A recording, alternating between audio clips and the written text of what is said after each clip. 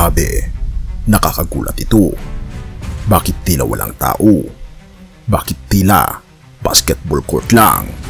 Bakit nilalangaw na ang proclamation rally ng dating Pangulong Rodrigo Duterte kasama ng kanyang mga pambato sa Senado?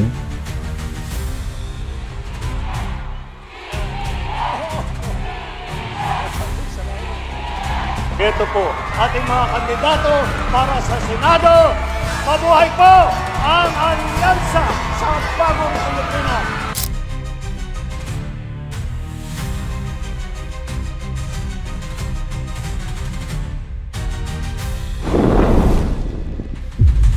Ang katotohanang hindi mo kayang itanggi. Napansin mo ba? Nilalango na ang proclamation rally ng mga Duterte at mga senador nila. Kung dati napupuno ang malaking venue, ngayon, basketball court na lang ang gamit at kahit doon, ang dami pang bakanteng upuan. Halika, atin itong isa-isahin mga kaibigan. Makikita natin ito. Pagkatapos, ito pa kaibigan. Parang napakaliit lamang ng mga dumadalo. At kung mapapansin, may mga bakanteng upuan pa. At isang maliit lamang na gymnasium ang ginagamit nila. Bakit tila wala nang gustong pumunta? Noong kasagsagan ng kanilang kapangyarihan, ang rally ng mga Duterte ay dagsa ng tao. Pero ngayon, kahit pilit nilang punuin, wala na yatang dating init. At kung ating mapapansin mga kaibigan, dati, napakaraming sumisigaw ng Duterte. Ngayon, ay tila napakaliit na lamang. Bakit? Ito'y tila dahil sa mga kasalanang hindi may tatanggi nila. At ito ang mga dahilan kung bakit lumayo na ang tao sa mga Duterte. Una, mga kaso ng korupsyon. Saan nga ba napunta ang bilyong-bilyong intelligence funds? Bakit maraming proyektong hindi natapos pero milyon-milyon ang budget?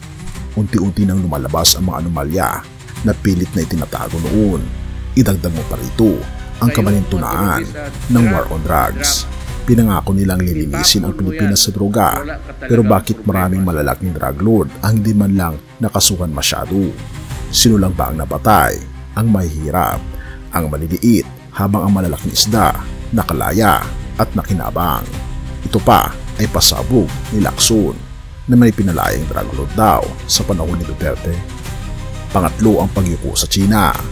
Habang ipinaglalaban ng ating Pangulo ang soberanya ng Pilipinas, bakit tikom ang bibig ng dating administrasyon nung inaagaw na ng China ang ating teritoryo? Ano ang kapalit ng katahimikan nila? Pang-apat, napagod na ang tao sa mura at pananakot. Noon, tila astig ang estilo ng pananalita ni PRRD, pero paulit-ulit na lang, walang konkretong solusyon, puro pananakot. Hindi na ito epektibo. Bago natin ipagpatuloy kaibigan, siya nga pala ang Great Controversy na isa sa mga pinaka-kontrobersyal na libro dahil tumutukoy ito sa mga propesiya sa libro ng Daniel at Revelation na nagaganap na sa panahon natin ngayon. Bago ang pagdating ng ating Panginoong Diyos ay pinamimigay na namin ng libre sa pamamagitan ng PDF.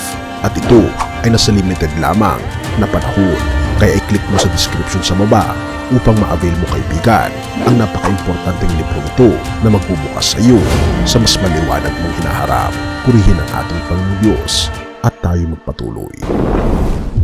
Samantala, ang ating Pangulo, Pangulong Bongbong Marcos, habang ang dating administrasyon ay pilit pang bumabangon mula sa lumulubog nilang impluensya, mas nakikita ng tao ang tunay na liderato ng ating Pangulo ngayon.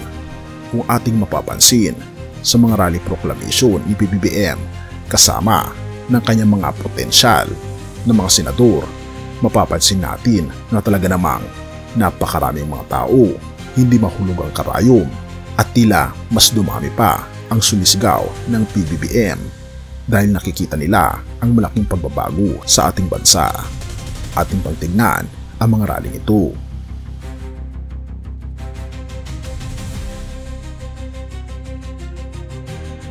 Dahil sa liderato ng ating Pangulo, tinutukan niya ang agrikultura, mas abot kaya ang presyo ng bigas. May plano para sa food security, hindi binenta ang Pilipinas sa China, Mas matapang ang posisyon ng bansa sa West Philippine Sea. Pinalakas ang ekonomiya, mas maraming foreign investments, mas maraming trabaho.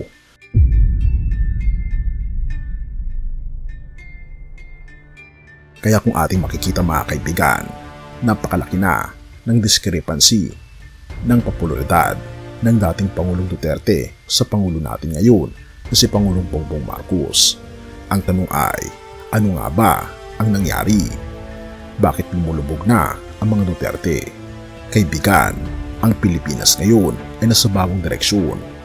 Ang tanong, sasabay ka ba sa pagbabago o mananatili ka sa lumang sistemang puno ng pananakot, panlilinlang at kasinungalingan?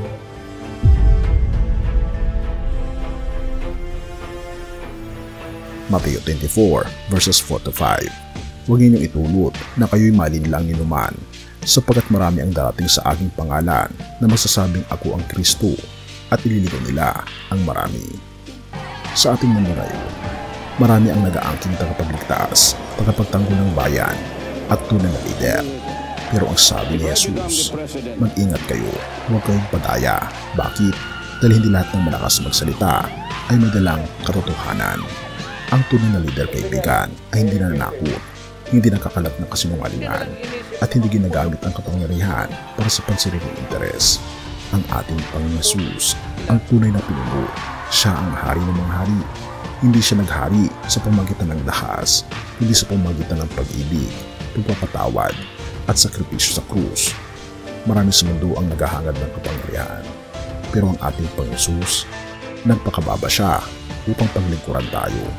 Kaya bilang mga Kristiyano, huwag tayong mabighani sa mga pangako ng mga tao. Lumapit tayo sa ating Panginoon Kristo. Siya ang tanging lider na hindi kailanman magpapahamak sa atin. Purihin ang ating Panginoon Diyos. Tandaan na ang tunay na pagbabago ng bayan ay hindi nagmumula sa isang tao o isang pamilya. Ito ay nagmumula lamang sa ating Panginoon Jesus, ang ating Panginoon at tagapagligtas. Purihin ang ating Panginoon Diyos at tayo manalangin. Ama naming Diyos na makapangyarihan sa lahat, Ikaw ang tunay na hari at pastol ng aming buhay. Huwag mo po kaming hayaang malinlang ng mga huwad na lider ng mundong ito. Bagkus, bigyan niyo po kami ng karunungan upang makilala ang tama sa mali at manatili sa katotohanan. Turuan niyo po kaming sumunod sa iyong halimbawa, isang pamumunog hindi makasarili, kundi puno ng pagmamahal at paglilingkod sa aming kapwa at higit sa lahat sa inyo. Pinupuri po namin kayo at pinapasalamatan o aming Panginoon Diyos at salamat sa pagdinig ng aming panalangin at patawarin po kami sa lahat ng aming pagkukulang at pagkakasala sa pagtangsam at hiling sa matamis na pangalan ng aming Panginoon Jesus. Amen.